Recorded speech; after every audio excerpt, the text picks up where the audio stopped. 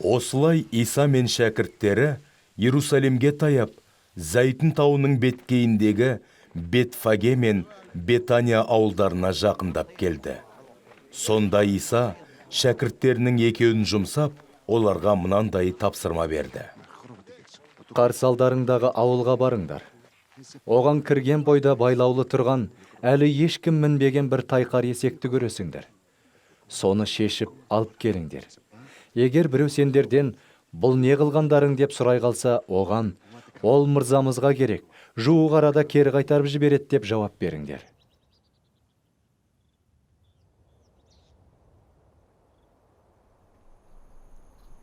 Екі шәкірт барғанда, көше бойындағы бір үйдің қақпасына байлаулы тұрған жас есекті тауып шылбырын шешті.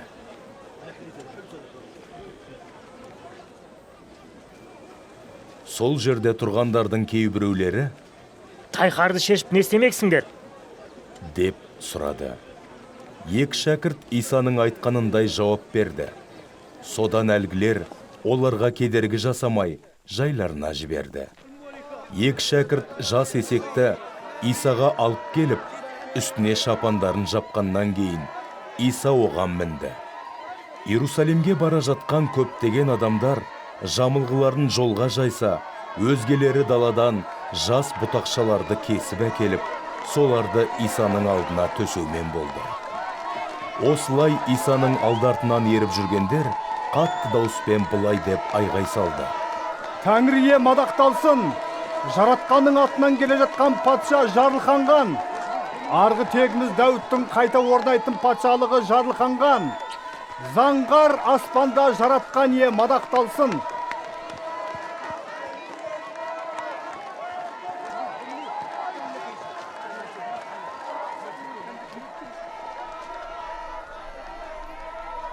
Осылай Иса Иерусалимге кірді де, ғибадатханаға барып, оны айнала қарап шықты.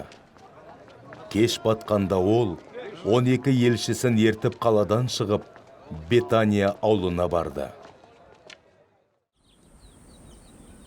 Келесі күні олар Бетаниядан шыққанда Исаның қарны ашты. Алсырақтан жапырақ жайған інжір ағашын көрген, ол жемісінің бар жоғын байқау үшін қасына барды.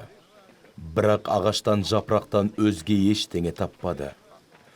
Жеміс беретін маусымы әлі болмаған еді. Сонда Иса: Бұдан былай, мәңгі ешкімде жемісіңнен дәм татпасын, деді. Шәкірттері Исаның осы айтқандарын естіді.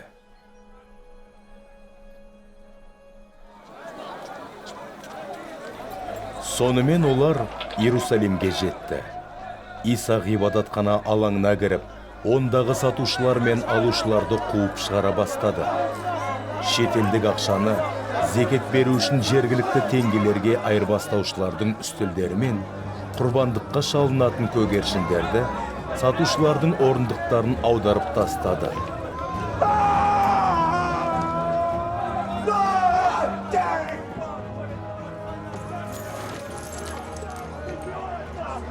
Әрі жүк көтергендердің ғибадатхана ауласымен өтулеріне де тыйым салды. Оларға: киелі жазбаларда менің киелі үйім барлық ұлттар мінәжат ететін үй деп аталатын болады делінген емес пе? Бірақ сендер оны қарақшылар ордасын айналдырғансыңдар, деп қатаң ескертіп тәлім берді. Мұны дін мұғалімдері мен басты діни қызметкерлерді естіп, Исаның көзін құртудың жолын іздеді. Себебі жұрттың бәрі оның тәліміне қатты қайран қалғандықтан, олар Исадан қорқып жүрді.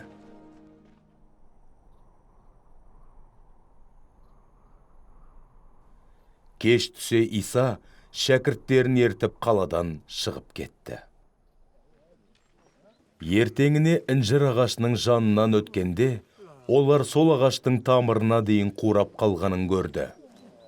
Осы оқиға есіне түскен Петр Исаға: Ұстаз, қараңызшы, өзіңіз қарғаған інжір ағаш қурап қалыпты, деді. Иса жауап беріп шәкірттеріне былай деді: Құдайға сеніңдер. Сендерге шындығын айтайын. Біреу мына тауға орныңнан көтеріліп теңізге лақтырыл деп айтқан сөзінің іске асатынына жүрегінде еш күмәнданбай сенсе, сол өтініші орындалады. Сондықтан сендерге былай деймін. Құдайға сыйынып, оның еркіне сай не сұрасаңдар да, соны қабылдадық деп сеніңдер. Сонда ол орындалмақ. Ал сыйынып тұрған кездеріңде біреуге өкпелерің болса, оны кешіріңдер. Сонда көктегі әкелерің сендердің де күнәларыңды кешіреді. Егер өздерің кешірмесеңдер, көктегі әкелерің сендердің де күнәларыңды кешірмейді. Осылай олар тағы да Иерусалимге келді. Иса ғибадатхананың ішінде жүргенде, бір қатар басты діни қызметкерлер, дін мұғалімдері және ру басылар оның қасына келіп, Бұл істерді қандай билікпен істеп жүрсіз? Оларды істеуге сізге кім билік берді? деген сауал қойды. Исаның жауабы мынау болды. Мен де бір сұрақ қояйын. Соған жауап беріңіздер. Содан кейін сіздерге бұл істерді қандай билікпен істеп жүргенімді айтып берем. Жақияның орындаған шомылдыру рәсімі көктің еркімен болып беді, әлде адамның еркімен бе? Соған жауап беріңіздер. Олар өзара пікірлесіп былай десті. Егер көктің еркімен десек, ол ендеше Жақияның уағызына неге сенбедіңіздер дейтін болар. Ал адамның еркімен десек, Олар былай деуге халықтан қорқты. Себебі бүкіл жұрт Жақияны шынайы пайғамбар деп санайтын. Сондықтан олар Исаға оны білмейміз деп жауап берді. Иса Олай болса, мен де сіздерге бұл істерді қандай билікпен істеп жүргенімді айтпаймын. деп кесіп айтты.